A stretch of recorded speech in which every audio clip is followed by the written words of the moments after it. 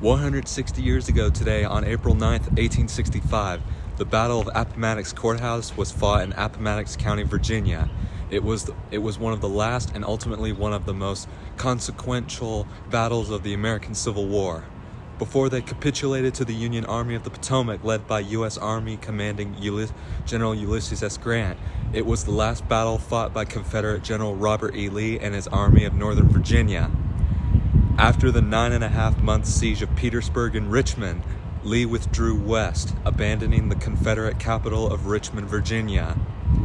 In the hopes of joining his army with Confederate forces, the Army of Tennessee and North Carolina, at the village of Appomattox Courthouse in central Virginia, Union infantry and cavalry forces led by General Philip Sheridan pursued and cut off the Confederates' retreat. If the Union force was made up of one slightly armed cavalry, Lee launched a desperate attack to get through the front. He was forced to surrender after realizing that two Federal infantry corps were now supporting the cavalry, cutting off his only remaining line of defense. On the afternoon of April 9th, in the parlor of Wilmer McLean's home, the surrender papers were signed. The disbandment of the Army of Northern Virginia was marked on April 12th by a formal parade and arms stacking led by Confederate Major General John B. Gordon to Union Brigadier General Joshua Chamberlain. This effectively ended the war in Virginia by allowing the nearly 28,000 remaining officers and men to return home without their major weapons, but allowing officers to keep their sidearms, swords and pistols, and men to take their horses. This event signaled the end of the 4-year-long war by June. It had led to a string of subsequent surrenders for the Trans-Mississippi Theater in the west, as well as in Northern Carolina, Alabama, and Shreveport, Louisiana in the south. Also today is the day that Nazi Germany commenced Operation Weserüberung on April 9th, 1940. It's where they invaded Denmark and Norway. In the early morning, Nazi German forces occupied Denmark and invaded Norway, ostensibly as a preventive maneuver against a planned Anglo-French occupation of Norway known as Plan R4, which developed as a response to a German invasion of Norwegian territory.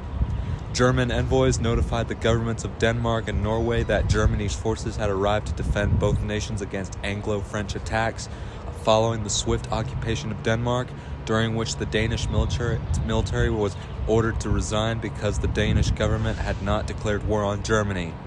The actual military operations were very different between the two countries due to significant differences in geography, location, and climate. 2 years later, on April 9th, 1942, we have the beginning of the Bataan Death March. The transfer began on April 9th, 1942, after the 3-month Battle of Bataan in the Philippines during World War II. A total of 65 miles were marched from Mariveles to San Fernando and from the Capiz train station to different camps. Before arriving at Camp O'Donnell, sources also report widely varying numbers of POW deaths, between 500 and 650 American deaths during the march, and between 5,000 and 18,000 Filipino deaths. The march was characterized by severe physical abuse and wanton killings. POWs who fell or caught on the ground were shot.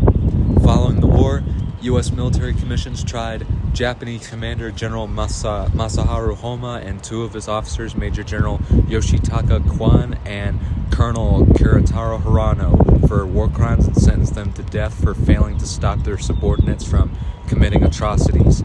Homa was executed in 1946 and the 2 others in 1949. Last but not least, on April 9th, 2003, the Iraqi capital of Baghdad fell to the coalition allies led by the United States. 3 weeks into the invasion of Iraq, coalition forces, land component command elements led by the U.S. Army 3rd Infantry Division captured Baghdad. Over 2,000 Iraqi soldiers as well as 34 troops were killed in the battle. Coalition forces captured Kirkuk on April 10th and Tikrit on April 15th, following the fall of Baghdad. The United States officially declared victory against the Iraqi regime of Saddam Hussein on April 15th, and U.S. President George W. Bush gave his mission accomplished speech on May 1st. The battle and the ensuing unrest, which included looting and arson, severely damaged Baghdad's civilian infrastructure, economy, and cultural legacy. About 100 new patients were admitted to the Al Yarmouk Hospital in South Baghdad every hour during the invasion. Also on the same day, a large statue of Saddam Hussein in Baghdad's Firdos Square was destroyed by Iraqi civilians and United States Marines. The event received global media coverage wherein it became to symbolize the end of Saddam's rule in Iraq. Citing footage of jubilant Iraqis jumping on and smashing the statue with sledgehammers, U.S. government officials and journalists claimed the event represented a U.S. victory. However, the emergence of Iraqi insurgency challenged this narrative.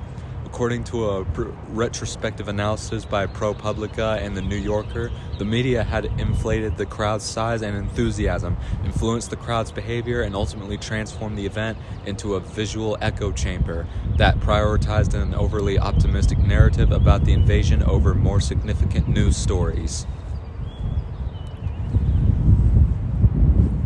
April 9th, 2003 was the day that Saddam Hussein was no longer in power, but he was never seen again until U.S. forces captured him on December 13th, 2003.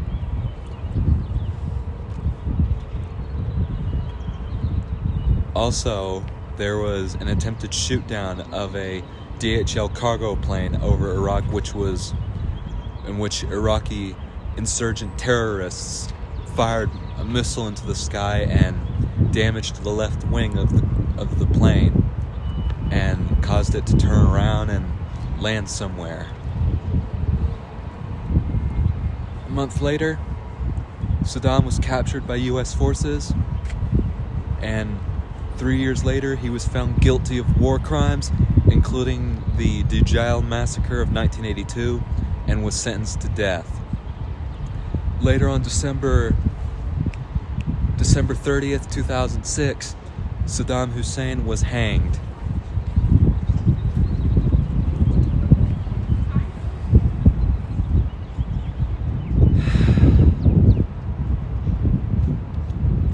It's something we cannot forget. Well, that's all the history update I have for this morning. If you like what you hear, be sure to subscribe and leave a comment down below. This is Stephen Luke, and I'll see you next time for another history update.